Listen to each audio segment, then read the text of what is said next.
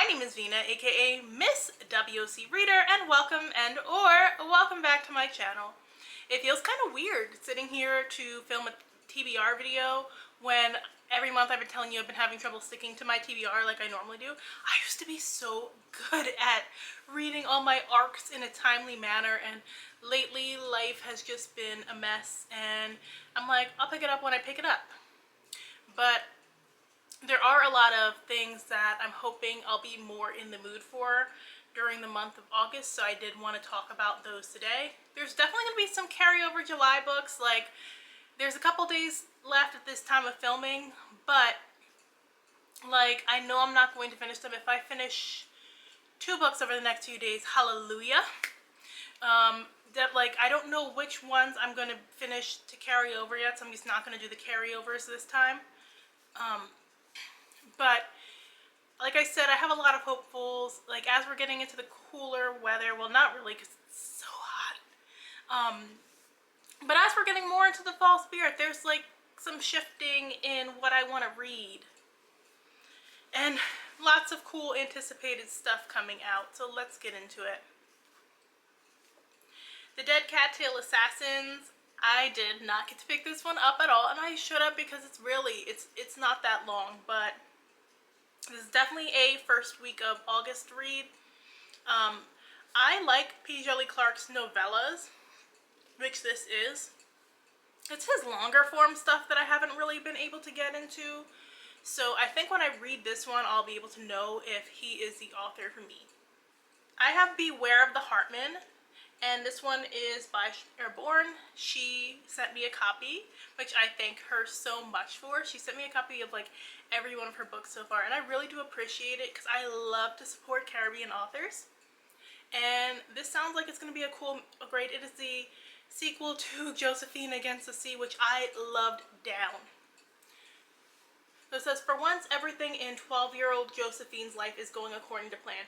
She's finally proved that girls belong on the cricket team and earned a spot as a starting player. And she and her best friend, Akai, are closer than ever.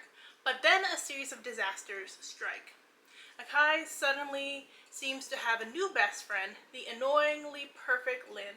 Even worse, Joe keeps encountering a mysterious figure in the shadows, a figure who bears an unsettling resemblance to the fearsome Hartman rumored to steal children's hearts. The only person who will believe her is Akai, but Joe is too proud to ask for help after being replaced. By the time she musters the courage to approach him, it's too late. Akai has disappeared without a trace.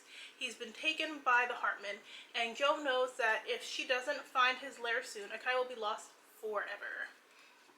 So I love that this features Caribbean mythology, and it's more on the spooky side. I can definitely see my niece picking this one up because we read like a whole chapter book series, the Spooky Sleuths one this year, and she had a good time with that. So definitely high priority for me to read this one. This one is another one that I'm hoping to get to during the first week of August because I did sign up for a book tour for it. What I've noticed with these publishers lately is they're sending out the books for the book tour really close to the dates. So I don't think I'm going to sign up for any book tours for a while. But this intrigued me. Like I said, I have been trying to read like more Asian romance recently, but at the same time, the last couple of ones I tried, I had to DNF.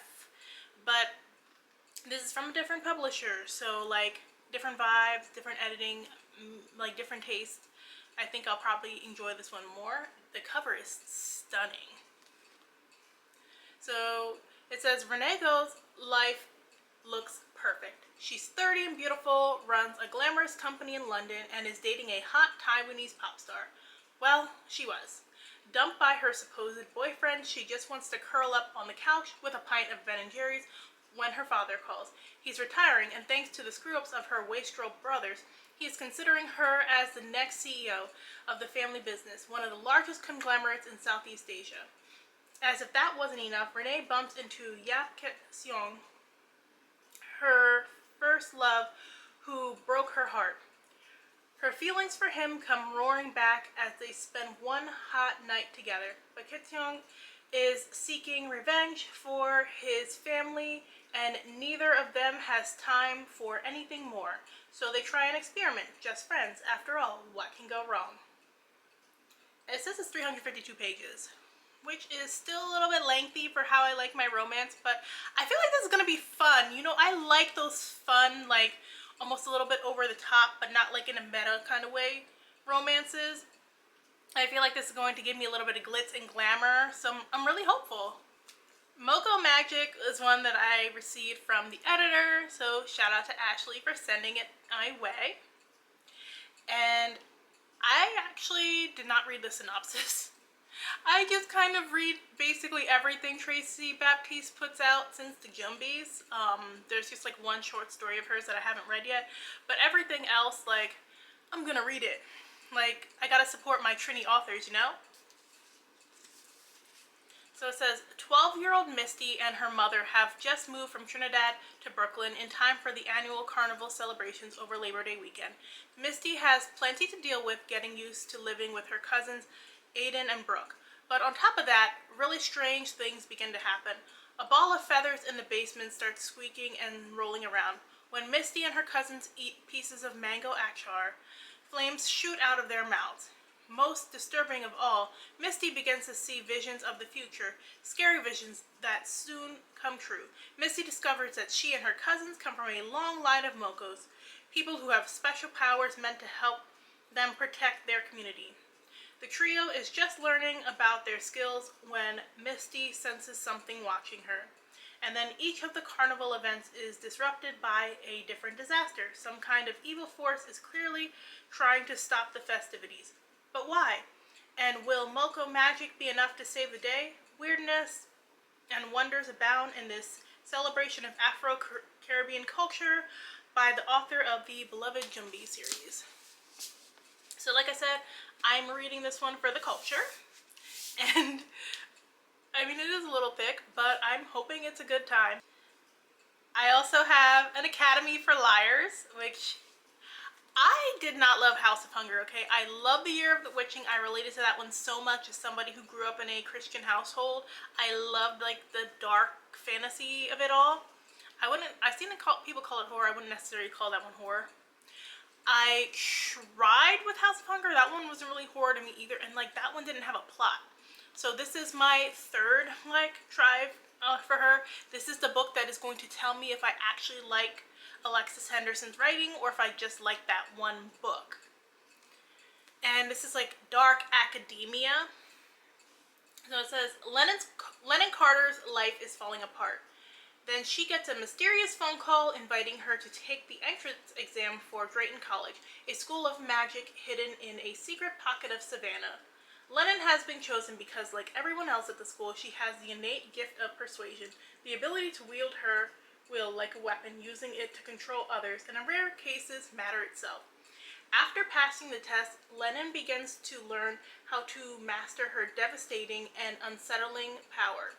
Despite persuasion's heavy toll on her body and mind, she is wholly captivated by her studies, by Drayton's lush, moss-draped campus, and by her brilliant classmates. But even more captivating is her charismatic advisor Dante, who both intimidates and enthralls her. As Lennon continues in her studies, her control grows, and she starts to uncover more about the secret world she has entered into, including the disquieting history of Drayton College. She is increasingly disturbed by what she learns, for it seems that the ultimate test is to embrace absolute power without succumbing to corruption, and it's a test she's terrified she's going to fail.